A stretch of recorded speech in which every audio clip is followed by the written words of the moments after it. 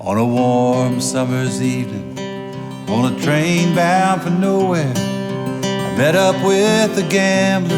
We were both too tired to sleep, so we took turns of staring out the window at the darkness till boredom overtook us. And he commenced to speak, and he said, "Son, I've made a life out of reading people's faces and knowing what their cards were by the way they held their eyes. And if you don't mind my saying, I can see you're out of aces, and for a taste of your whiskey I will give you some advice." So I handed him my bottle, and he drank down my last swallow, and then he bummed a cigarette, and then he bummed a light, and the night got deathly quiet. His face lost all expression.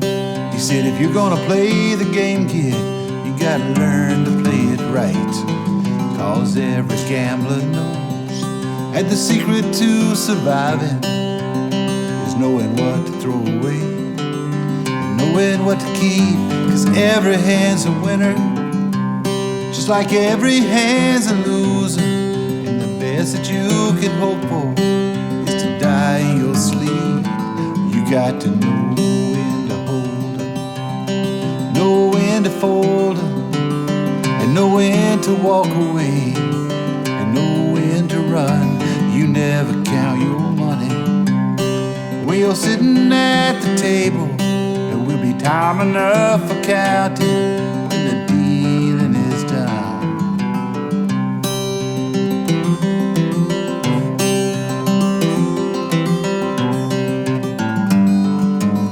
And when he'd finished speaking, he turned back towards the window. He crushed out his cigarette.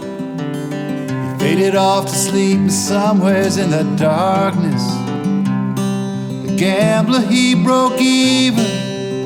But in his final words, I found an ace I could keep.